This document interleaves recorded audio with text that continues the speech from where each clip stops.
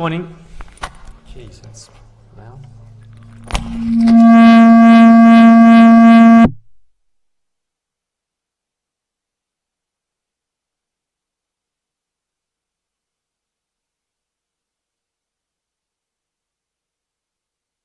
That again. No.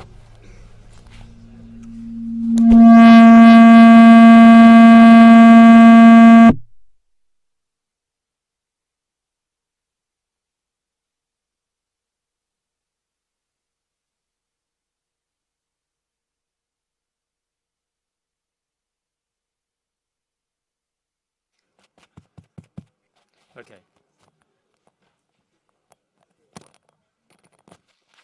Hello? Hang on. Is that working at all?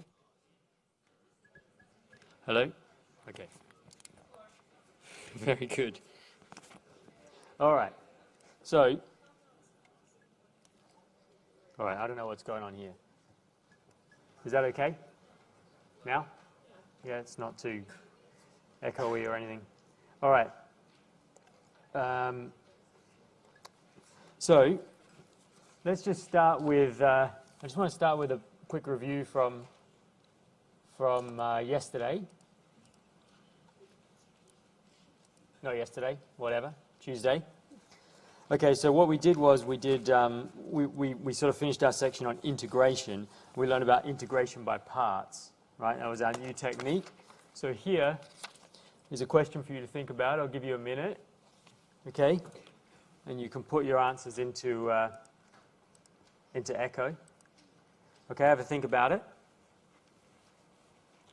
Right, you can use the sort of intuition you maybe tried to gain on Tuesday, or you could have a go at the calculation if you got some paper.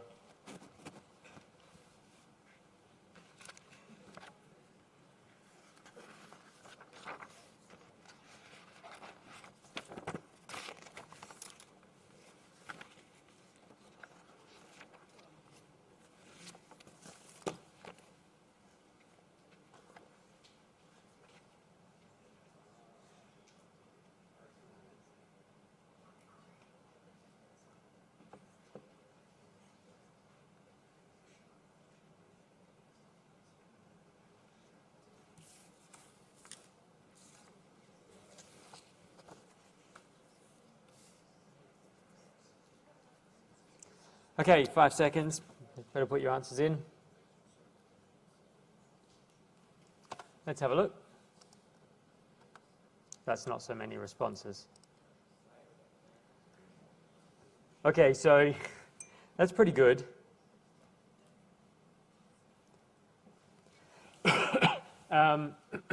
Okay, so that's about 50-50, right? So what, I mean, usually what, yeah, in fact, it's almost exactly 50-50. If I stop it at the right time, no. All right, so let's have a think about this, right? Instead of giving you a chance to chat about it, okay, let's just chat about it together.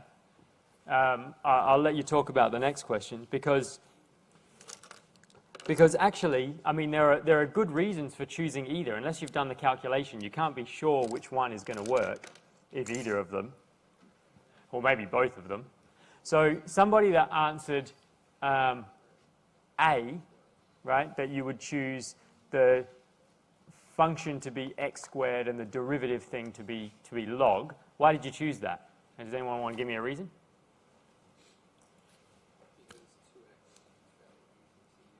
Right. So the philosophy we learned last time is that when you have something like x times cos x or x squared times log x or something, you should choose f to be x squared because then when you write out integration by parts, the derivative will end up being on the f, and you'll end up with 2x, right? The derivative of x squared is 2x. So if you choose this to be the function and that to be the derivative, this to be f and that to be g dash, when you write it out, you'll end up writing f dash times g, and that will be simpler, right? Because it'll be x instead of x squared. That's the philosophy we learned last time. That makes total sense. Can anybody see a potential problem with that in this example? Right, so in fact, if you tried to do this, yeah, so the comment was the integral of log is a bit messy. So if you tried to do this before Tuesday, you wouldn't even have known the integral of log, right? We only calculated that for the first time Tuesday. Most people put their hands up, said they'd never seen that calculation before. So if you tried to make this choice, right, the first thing you have to do is integrate log. And maybe you don't know how to do that. Now, actually, in your case, now you do know how to do it because we did it on Tuesday. So it is actually a valid choice, right?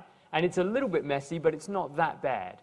So if you try this one, it's a sort of sensible choice, it actually would work, right? I mean, exercise, right? Go away and do the calculation, make this choice, right? It's a little bit complicated because the integral of log is a bit complicated, but it's not that bad. Okay, what about this one? Did anybody choose, I mean, half the people chose this one. Why? Does anyone want to give me a reason why they thought that one might work? Right, so that makes sense, right? So you've chosen f to be log and the derivative to be x squared. So in principle, that's going to make it kind of worse because when the derivative flicks over in integration by parts, you're going to end up with an x cubed. So that's kind of not what we usually want. But the derivative of log is simpler than log, right? Derivative of log is very simple. So when you write this one out, you'll end up with some integral that involves the derivative of log and x cubed. So that might not be too bad. In fact, both of these options work, right? This particular one is so easy, okay, because there's no wrong answer. What we found last time is that if you make the wrong choice, you're usually fucked, right? You write something out and it's true, but you can't calculate it. You can't evaluate it. In this case, both of these would actually work. So exercise, go away, do this calculation twice, once using this scheme, once using this scheme, and see what happens, right? With a little bit of algebra, you see they actually give you the same answer. One of them is a little bit easier than the other, and it might not be the one that you think, right? The obvious choice is this one, right? But as you pointed out, the integral of log is a bit messy. So this one, which is a bit more counterintuitive, actually ends up, I think, being a bit easier, right? So I mean, that's kind of a trick question, right? I mean, we had half the people choosing one, half the people choosing the other. It turns out both of them would work, so it's kind of win-win for everyone. All right, let's try another one. Okay, this one's a little bit different. Okay, you're going to have to actually think about this a little bit. So the question is, I've done half the calculation here, but there's a bit missing. What's missing? Right, so you have to work out how I ran integration by parts. What choices did I make, and what should you put in the hole, in the brackets?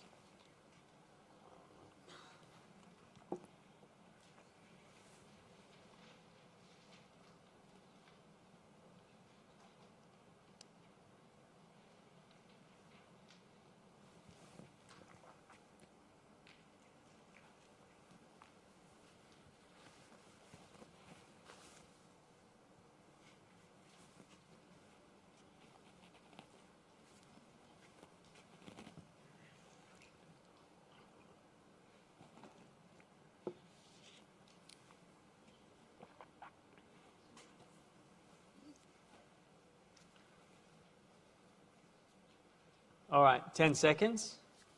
Put your answers in.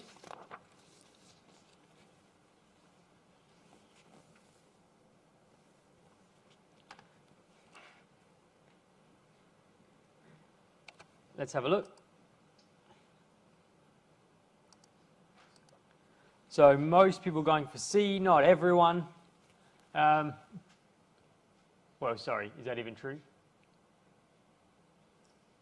Yeah, just more than half the people going for C. The other half kind of spread out. So let me just give you a minute to chat about it, okay? I'll reset it. Okay, here's another minute. Have a chat about it, put your answers in again. Not everybody answered. There weren't that many answers. So if you didn't answer, put one in this time.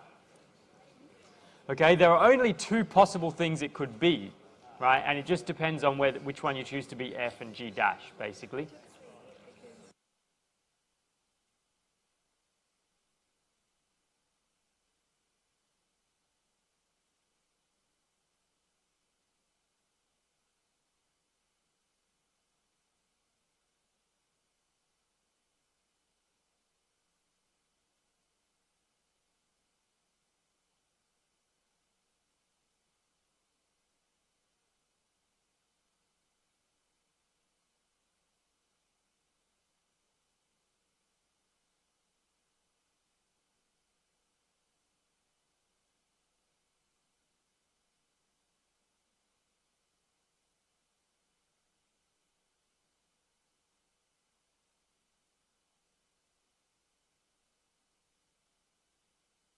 Okay, answers in.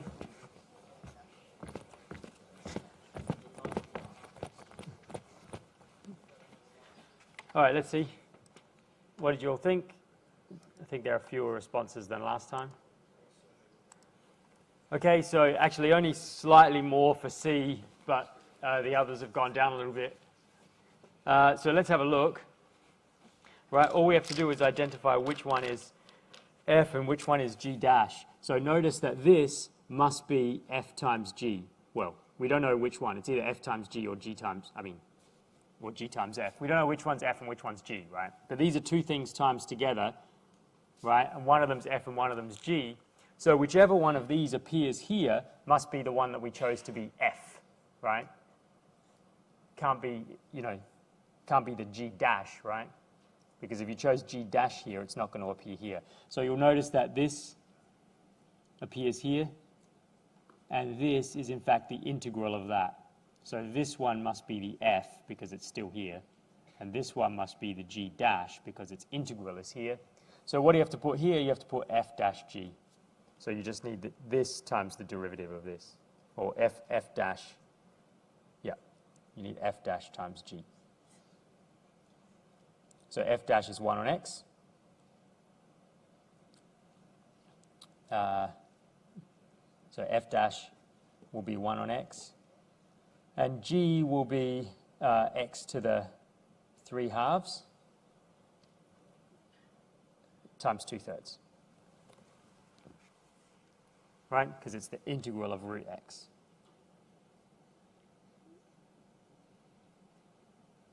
Does that seem right?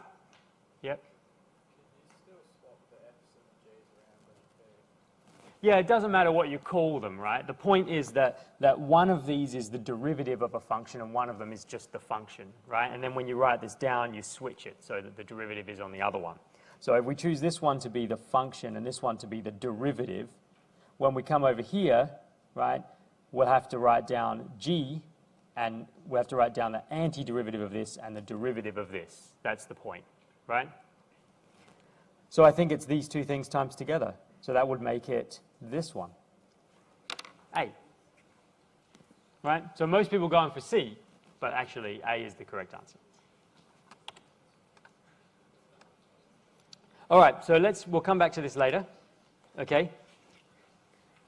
Let's get on to today's material.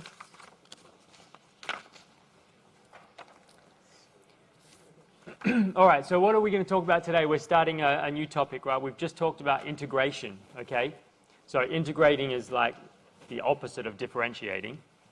All right, so what can you do with integrals? One thing you can do is you can solve these things, differential equations, right? So what are differential equations, and what is the point of them?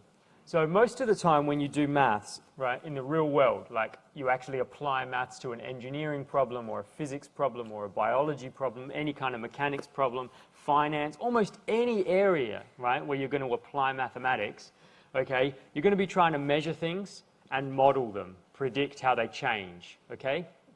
So you may know how something is at this point, and you want to know what it's going to be like at this point in the future, or you may know the temperature of something over here, and you want to know what it is over here, something like that, right? And most of the time, these models involve, lots of different quantities related to one another, and then when you change one of them, right, something else will change. Okay, so the temperature over here will depend on how quickly the temperature on this side is changing. If you've got a metal bar, right, and you want to know what the temperature over here is, it depends on how quickly the temperature is changing over here, right? So these quantities actually depend on the rate of change of things. So, I mean, this seems like a complicated kind of setup, and that's exactly what differential equations are for. That's what differential equations are. So they're equations that involve derivatives of things. So usually if you think about an equation, like think about, x plus 1 equals 0, right?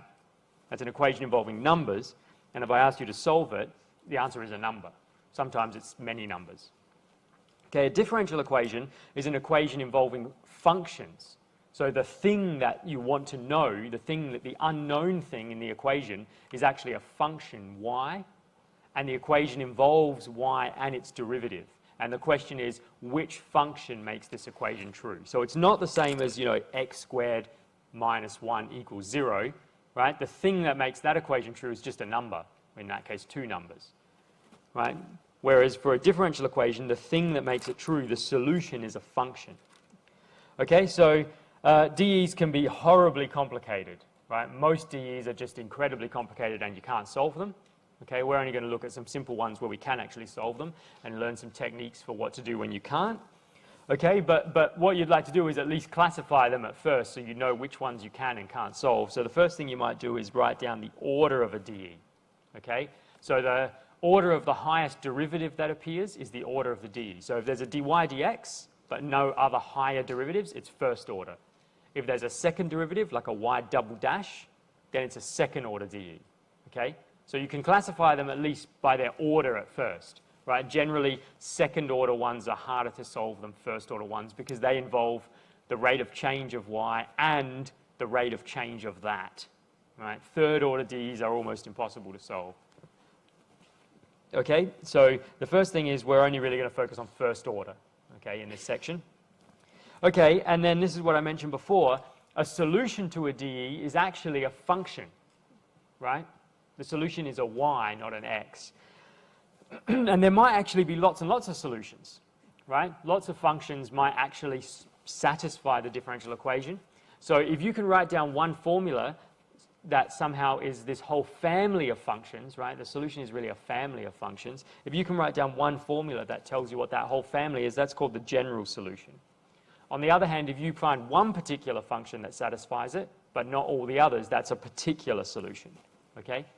So there's a lot of terminology here, right? Go over this later so that you know what I'm talking about, because I'm going to use these words all the time. Right? It's important that you know what a solution to a DE is, what it means to solve a DE. Okay, so let's have a look. Oops.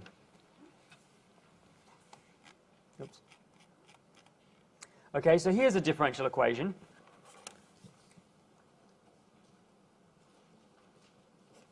Okay, here's a differential equation.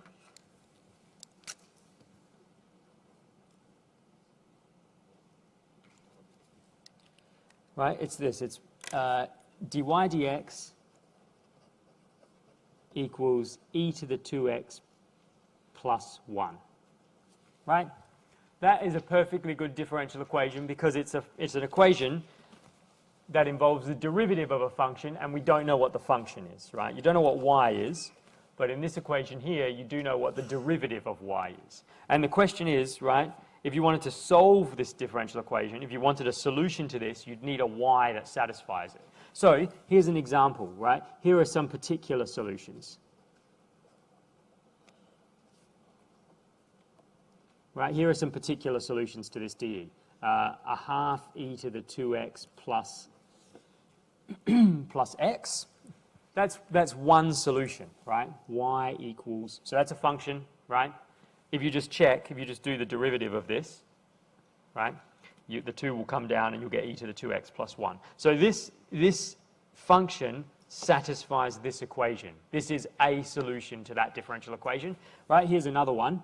Y equals a half e to the 2x plus x plus 1, right?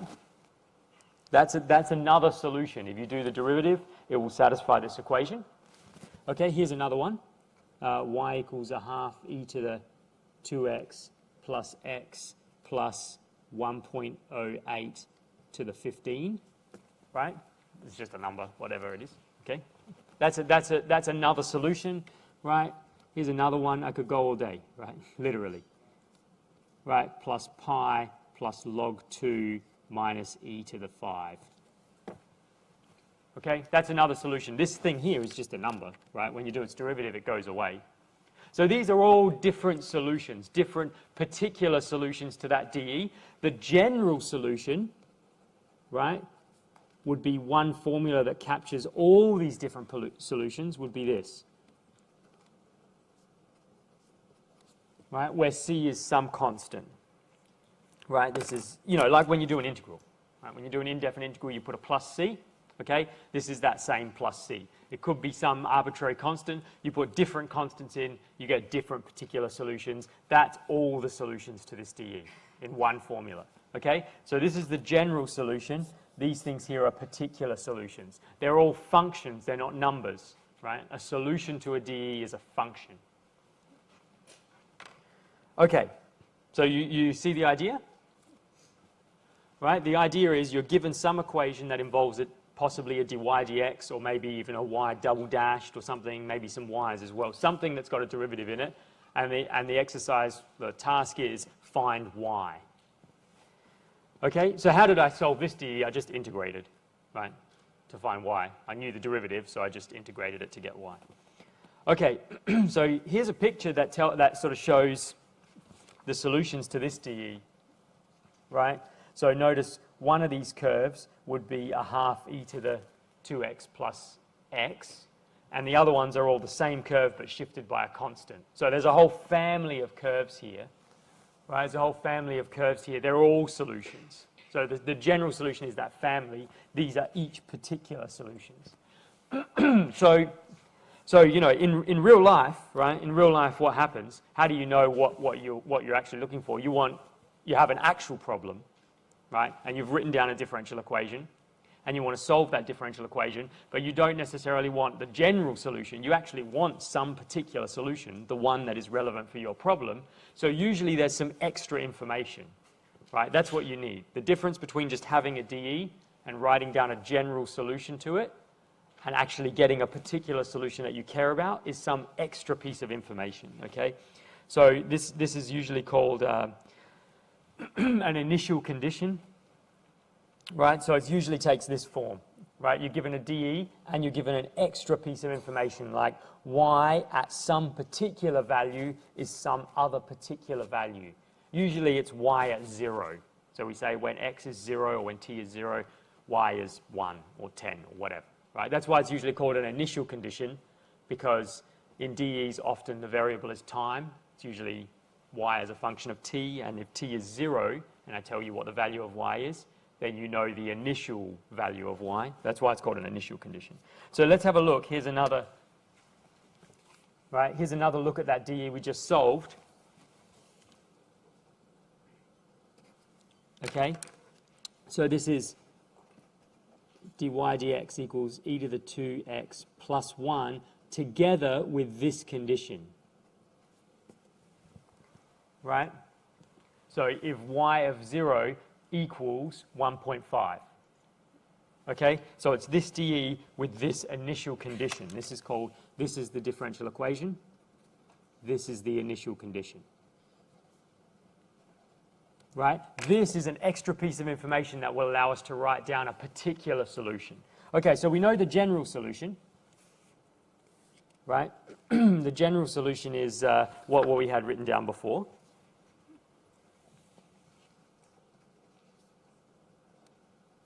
Right? It's y equals a half e to the 2x plus x plus c.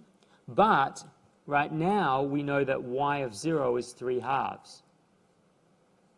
So this tells us that if we put 0 in for x and 1.5 in for y, we get this. E to the 0 plus c. Right? E to the 0 is 1, so this is a half plus c. And so that tells us c must be 1. So there's only one function that satisfies that differential equation with that initial condition, right? The initial condition is the extra piece you need to pin down a particular solution, right? Without that, you get a whole family of solutions. So therefore, the particular solution is this. This is the solution to this initial value problem. Right? An initial value problem is a differential equation with an initial condition, and the solution to such a thing is one function, not a family of functions. The solution to the DE, the general solution, is a family. Once you add this, you can get a particular solution, right? You see the idea? Okay? So, I mean, these are just some examples that we could easily solve, right? Because we know a function whose derivative is e to the 2x plus 1. In a minute, we're going to see some more complicated examples that we can solve, okay? So actually, there are lots and lots of complicated DEs, especially first-order ones, that you can solve, right? We're not going to look at so many of them in this course. But also, the other interesting point is that, you know, if they're higher order Ds, they're usually more or less impossible to solve, with a few exceptions. But what's neat about it is that if somebody tells you they've got a solution, you can easily check. Right, so here's an example.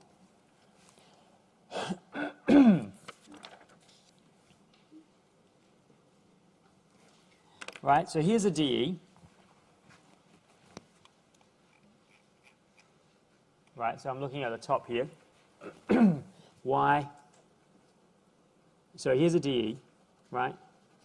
Y double dashed. So this is a second order DE because it has a second derivative in it. The dashes mean derivatives. So there's a DE, right? This one doesn't have any x's in it at all. Right? It's just got y's. And the question is, which function or functions, right, family of functions, y, will satisfy this equation when you take their derivative and take their second derivative? How would you find that y? In the other one, or you just had to integrate it, right? You just had to say, okay, y dashed was, you know, something to do with x, so you just integrate that and you get the answer. But this is much more complicated. You can't just integrate it because there's no x's. So we don't know how to solve this DE, right? This is beyond what we want to do in this course. It turns out it is possible to solve this DE. It's actually not that hard, but we just want to focus on first order DEs in this course. So it turns out, right, claim here is a particular solution.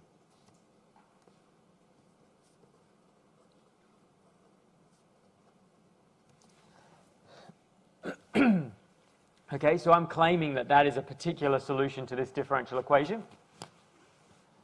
Now, we don't know how to solve this DE, but that doesn't matter. We can check whether this is a solution very easily, okay? Right? It's easy to check. We just take this thing and we just substitute it into the DE. If we put y in here, this y dash in here, y double dash in here, and add them all up, and we get 0, then it's a solution. If we get something else, like t or t squared or 1 or anything other than 0, it's not a solution. Okay, so let's check. What's y dash? Y dash is, we do the derivative of this. It's derivative of that times this, plus this times the derivative of that, which is minus t e to the minus t. That's y dash. Y double dash is this, e to the minus t plus t e to the minus t. Okay, just do another derivative. So this is minus 2e to the minus t plus t e to the minus t. Okay, so here's y dash, here's y double dash, right? Let's put it into that equation at the top and see if it equals 0. Okay, y double dash plus 2y dash plus y is what? Let's see. It's this, minus 2e to the minus t plus t e to the minus t. That's y double dash. Y dash is this, so 2 times this. And y is t e to the minus t. Okay, so let's see. We do this calculation. So here's minus 2e to the minus t plus t e to the minus t. Here's plus 2e to the minus t. Here's minus 2t e to the minus t, and another plus t e to the minus t. So let's see. Here's this one and this one, they cancel, right? Here's t plus t, that makes 2t e to the minus t minus, so these 3 cancel. So it's 0.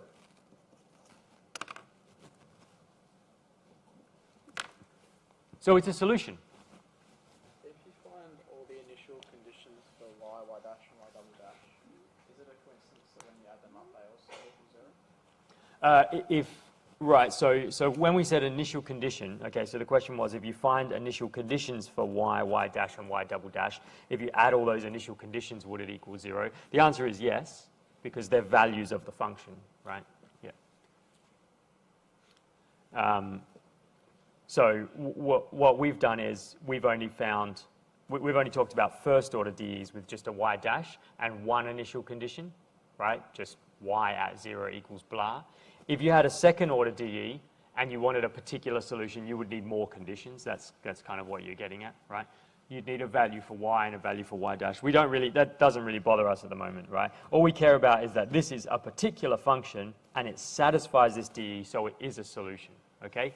So you see, when you're solving DEs, I mean, this is also a useful little trick, right? If you're actually solving DEs, okay, then you can check your answer, right? A lot of what we're doing in this course, there's actually nice little tricks that you can use to check your answer, right? Simply check your answer. Because solving the problems can be quite difficult, right? You can make mistakes and so on. And you might get to the end and think, well, how do I know I've got the right answer? Usually, in like half a minute, you can check if it's the right answer. Okay, so even though we don't know how to solve this, we can still tell that this is a solution, right? So the easiest way to solve a DE is to just know what the answer is already, right? Because then you can just check it. Or have someone tell you what the answer is. That's even easier. That's not going to happen most of the time. You're going to be on your own. Okay. So let's just head back here. Okay, I've got a couple of things for you to think about. Okay, and then I'll tell you about the more interesting kinds of DEs that we can solve. Okay, so here's a question for you. This is one where you just put a number in. Okay, here's a minute. You might not even need a minute for this one.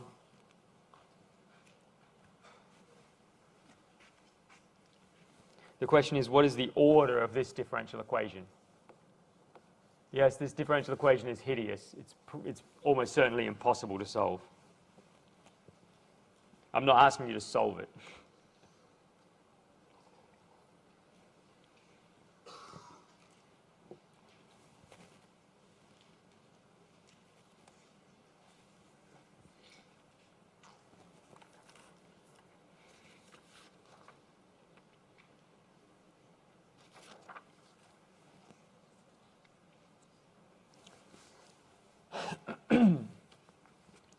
All right, 10 seconds, answers in. There are only a handful of numbers it could possibly be.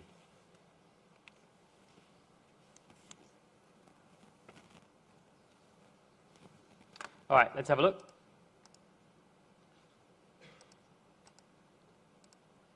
Okay, so 3, a lot of people going for 3, some people going for 4. And maybe here's a couple for 2, not so many other other answers, but not so popular. So let's have a look. We had, what was the most popular? 3. A lot of people going for 3. Some people going for 4. I can see there's like a d2y dx squared to the 4 here, right? So this second derivative is raised to the 4th power. But that doesn't matter. It's a second derivative. That's all we care about when we talk about the order of a d. So that's a second derivative, that's a first derivative, that's a third derivative, right? Here you've got a third derivative times by a first derivative, doesn't matter. The highest derivative that appears is this one, right? Third order, right? So 3 is in fact the correct answer, good job. Right? Doesn't matter that there are other derivatives, doesn't matter that this is raised to the 4. If I raise this one to the 4, it wouldn't be an order 12 derivative or something like that. You don't add all the orders. It's just the highest derivative that appears. We're only going to be interested in ones that only have a dy dx, right?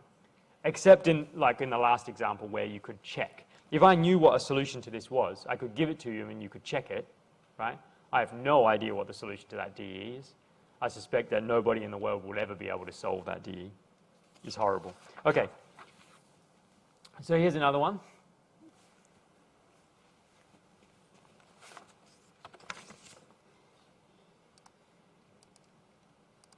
Okay, here's a minute. This is an initial value problem. It's a differential equation with an initial condition, right? That means it only has one solution, not a whole family.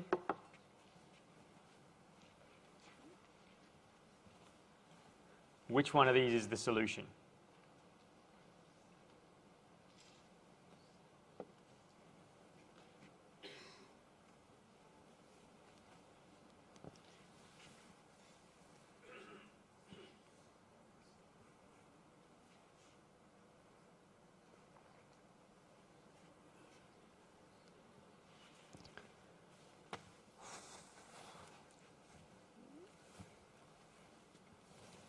All right, 10 seconds. Answers in. We're not getting so many responses today. I think the number of people in the class has dropped a bit. The material has been a little bit harder in the last week or two. Not coming to class is not an appropriate response to that. It's the worst thing you could do, right? You should come to even more classes. Also, not participating in the quizzes is also not a good response, right? It's your chance to have a go and see if you can get it right. Okay, here we got lots of people with the same answer, so we can just maybe discuss it together and move on. You can see these all start with the same thing, right? They're just the integral of this. So the general solution is clearly x squared plus 2x plus c. And the only question is, what's the c? Which c do you need to make this true? So if you put 1 in to here, right, you'd get 1 plus 2, which is 3, plus c. And you want that to be equal to 0. And so only one of these will give you 0 when you put 1 in. It's this one, 1 plus 2 minus 3. So C is in fact the correct answer. Good job. Is that all? I think there might be one more. Oh yeah, there's one more. Oh yeah, this one's kind of fun. So this is a collection of DEs here that you can't solve. Well, one of them at least you can solve. But I'm not asking you to solve them. I've given you a solution. Right? I'm only asking you, do these all have this as a solution? They're all different DEs. Right? Do any of these DEs not have y equals cos x as a solution?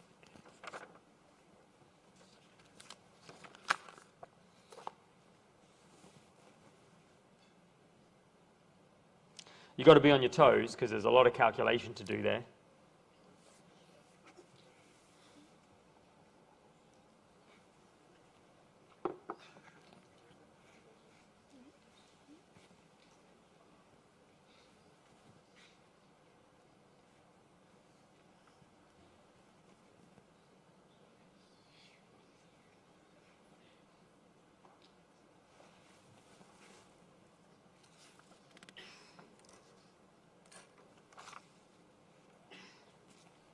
All right, answers in.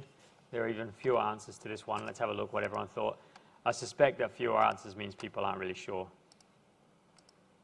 Okay. So this is kind of cool. So everybody that answered thinks that cos x is a solution of the first DE, okay? I'll just give you a little hint. That's true, right? Cos x is a solution because if you do y dash, right, derivative of cos is minus sine, so that's good. It is a solution of the first one. But then we got varying responses, right? People not believing almost all the others, including that they all possibly do have it. So let me give you another, here, I'll reset this. I'll give you a couple of minutes, okay? I'll give you a little bit longer. I'll give you like 90 seconds. Okay, have a chat, put your answers in again, and then we can check them together.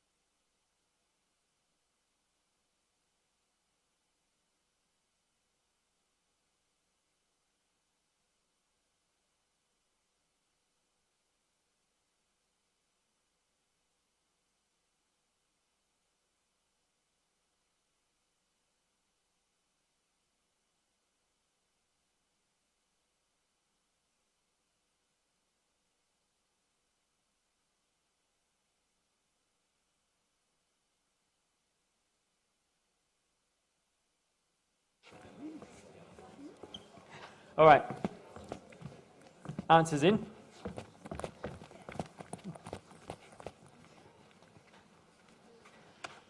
I'm not terribly confident how this is going to go. I have no idea what we're going to get this time.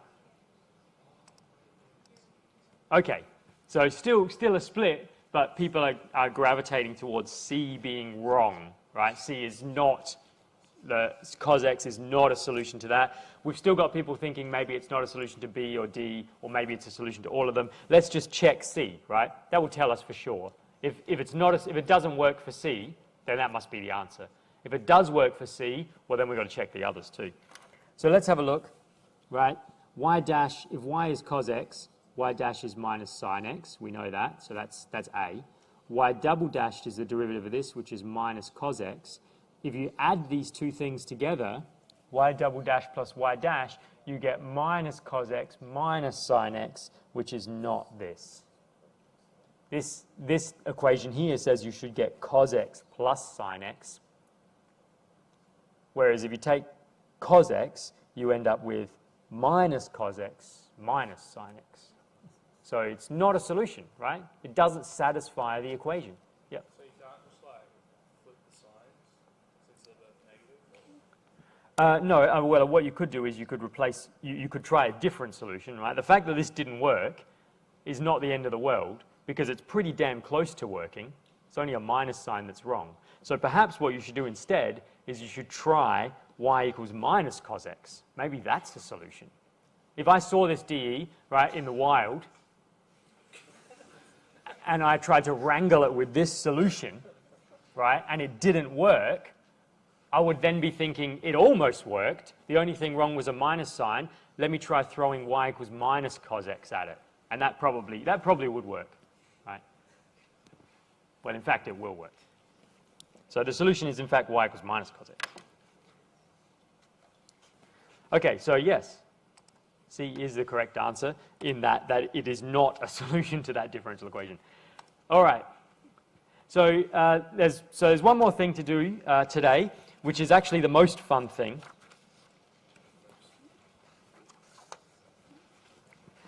Okay, so I want to show you so far all we've done is check solutions to complicated DEs and solve very easy DEs, right? We've just solved ones where you just integrate it.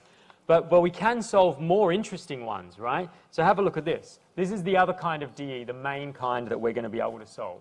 They're first order, separable differential equations. So these are ones where, you know, you've got the derivative of y and it's equal to something, but it's not just x. It's got x's and y's mixed up. But look how they're mixed up. All the x's are here and all the y's are here multiplied together, right? So a function of x and a function of y multiplied together. So what do you do when you see this, right? I'll show you. Let's have a look. Here's an example of how you solve these things, right? This is the general method, okay? But I'll show you in an example. So this is the sort of thing you get, right? Y squared times cos x, okay? It's separable because it's some stuff to do with y multiplied by some stuff to do with x. So something like y plus x, dy dx equals y plus x, that is not separable, right? Has to be y stuff times x stuff. Function of y times a function of x. In this case, y squared times cos x, right? This is the g of y and this is the f of x. Okay, then what do, right? You still have to integrate something because you've got to cancel off that derivative somehow. But this is what you do, right? You bring all the y stuff onto the left and all the x stuff onto the right. You separate it. That's why it's called a separable DE, right? So you divide by y.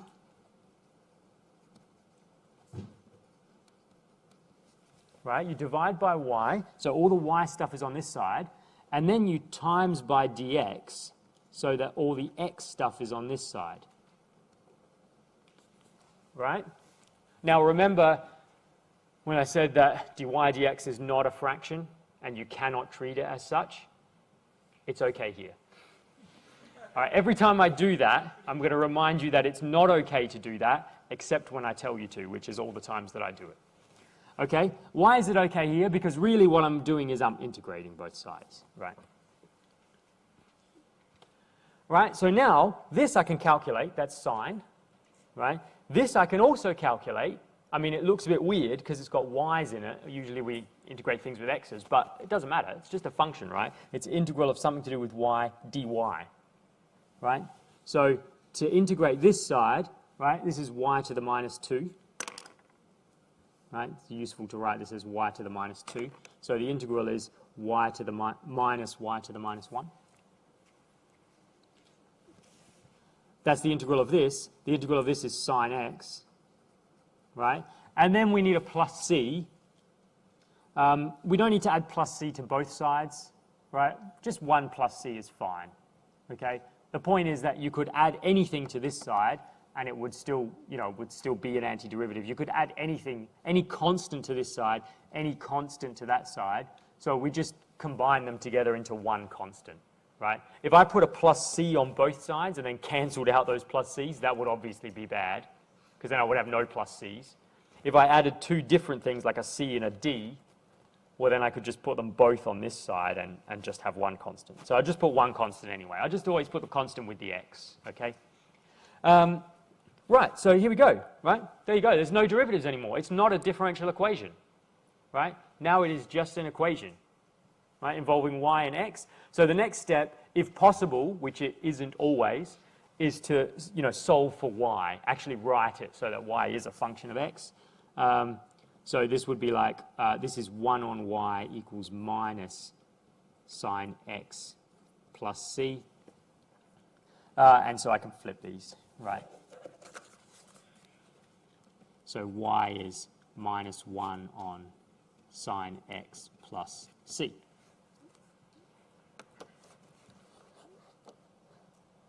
Right. So there you go. So this, it's not just a function plus c, right? The plus c is now in the formula somewhere, okay? So it's not good enough to just add plus c at this point. You have to add plus c as soon as you finish the derivatives, the integrals. Okay, so you see the only difference between this and the super easy one is you have to do two integrals, a y integral and an x integral, right? And that makes these ones a lot more fun, right? You can, just look at this formula, right? Y squared times cos x. What the hell function satisfies that? Can you dream up a y whose derivative is the square of itself multiplied by cos x? I have no idea what that function is. Oh, wait, yes, I do. It's this, right? Because we solved the dE, right? We actually have a method for finding it. So one thing we could do now is we could actually check this. Right, that's good practice. We should always do that. So let's check this. So y is minus sine x plus c to the minus 1. That's y. So y dash is the minus comes down, and we get sine x plus c to the minus 2 times the derivative of the inside, which is cos x. Right? But look at this. This is precisely y, this is y squared.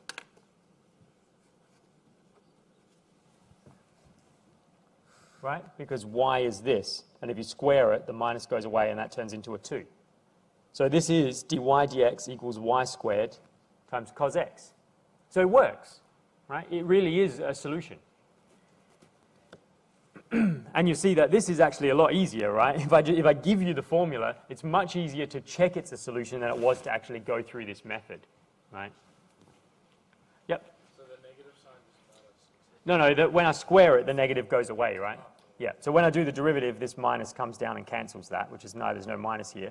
And when I do y squared, the minus goes away because it's squared. Okay, so your task, okay, is to go away, look at the student exercises. There's about 3 separable Ds there. Look at the practice questions, your assignments, tutorials, okay? Get practice on solving separable Ds, right? That's kind of the main technique that you learnt about today. Okay, and don't forget also to vote in the student exercise poll for tomorrow's class, when we will go through some of the student exercises, so they could well be the ones on this